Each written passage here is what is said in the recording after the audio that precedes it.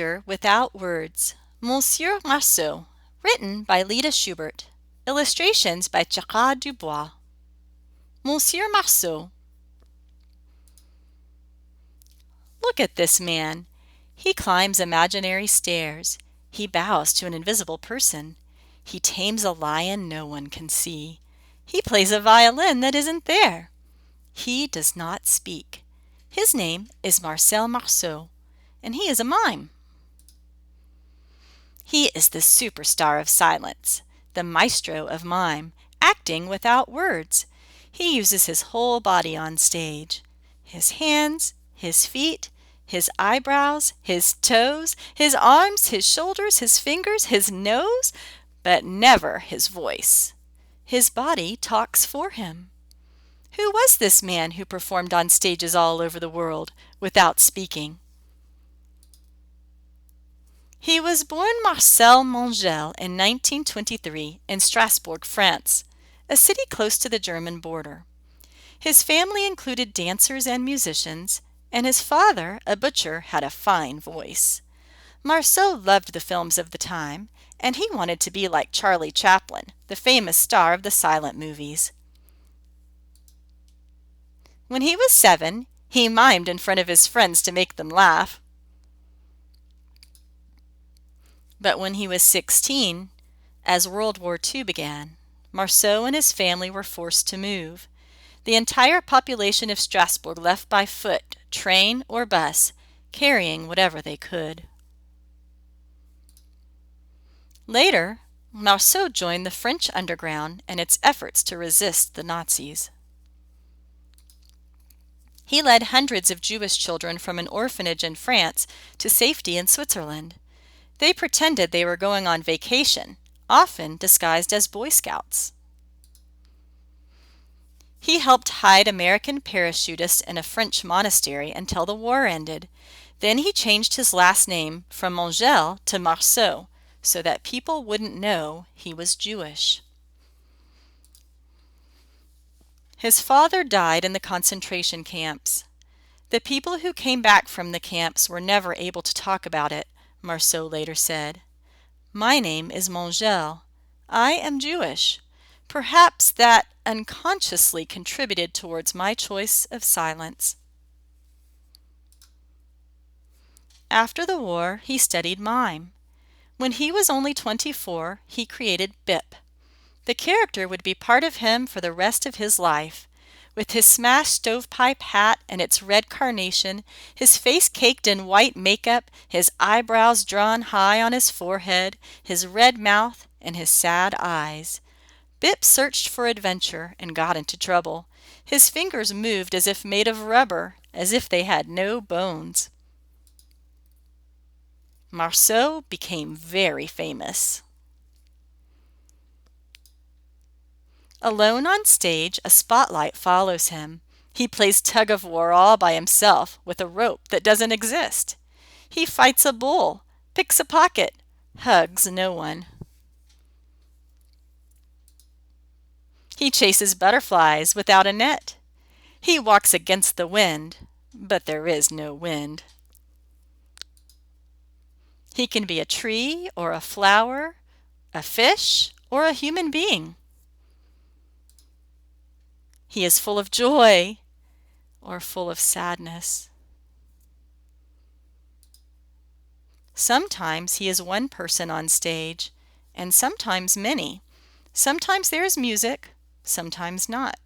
He never loses the crowd's attention. He is a person like no other, the world's most famous mime. Think of the greatest movie star or music star or sports star. Marceau had no competition. To list his prizes and awards would take a very long time. Offstage, he loved to talk. He once said, "Never get a mime talking. He won't stop." He said, "The mime must make reality into dreams, and dreams into reality." And he said, "Do not meddle in the affairs of wizards, for you are crunchy and taste good with ketchup." In a silent movie when no one else spoke, Marcel Marceau said one word, "Non." No. He traveled the world, appearing on television and on stage for presidents and princesses, kings and queens, and everyone else. Marceau astonished audiences from the United States to Australia and from South America to Japan. They all understood his language. He said, "Neither laughter nor tears are French, English, Russian, or Japanese." The crowds who saw him laughed and cried and knew they had seen wonder.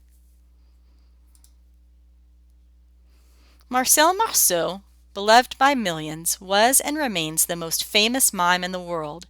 During his lifetime, he gave over 15,000 performances, appearing as many as 300 times a year and touring throughout the world. He studied in Paris with the great Etienne Decroix, sometimes called the father of modern mime, and later opened his own school. Marceau was born in Strasbourg, France in 1923. From early childhood, he was so good at making neighborhood children laugh that he planned to become the Charlie Chaplin of the theater. But the arrival of World War II changed his life. During that terrible war, Marceau joined the French underground. Using red crayon and ink, he altered the identity cards of children so they would appear to be too young to be sent to the labor camps. Then he took the incredible risk of leading Jewish children out of occupied France and over the high Alps to the safety of neutral Switzerland, saving the lives of hundreds. During the war, he also began to use his body for powerful effects.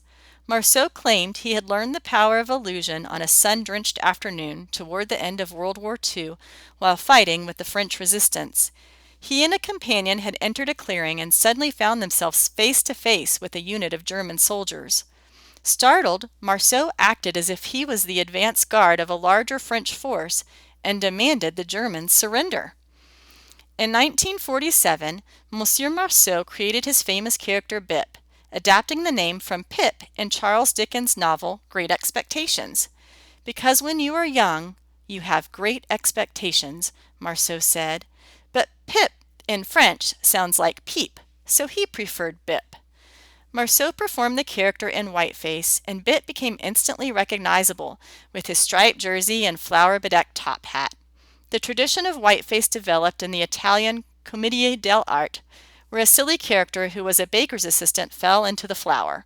The whiteface, which is put on with grease paint, helps the audience view expressions from a distance. Marceau also performed entire dramas in mime without whiteface. Mime, the art of nonverbal communication through gesture, began as far back as the ancient Greeks. There are mimes all over the world. Marceau said that to be a mime, one must be a painter, a writer, a sculptor, a poet, and a musician, and have both incredible stamina and talent. Marceau died in 2007 and is buried in Père Lachaise Cemetery in Paris. Would you like to try mime yourself? Rob Merman, the founding director of Circus Smirkus, a Vermont-based traveling circus, studied extensively with Marcel Marceau and has some advice for getting started. Pretend that there's a large refrigerator in front of you. Use your hands to outline the size. Open the door. Reach in for a banana and close the door. Peel the banana. Eat it. Don't forget to throw away the peel. Open the door again. Reach in for a container of milk. Close the door. Pour the milk into an imaginary glass and drink it. Don't forget to put down the container of milk before you drink. Rob says that this exercise uses the senses of touch, sight, and taste. Use your imagination to feel the sweetness of the banana, the coldness of the milk, the weight of the glass, and the pleasure of the food in your tummy. You might choose to identify with something in nature, becoming a tree as it grows from a seedling, drops its leaves in fall, feels the weight of winter snow, and opens up again in spring. Or you might become a character, a pirate or a cowboy, a ballerina or a chef. How could you show others who you are? Use your imagination to play with things that aren't there. Can you play ball without a ball? Can you fight with an umbrella in a rainstorm?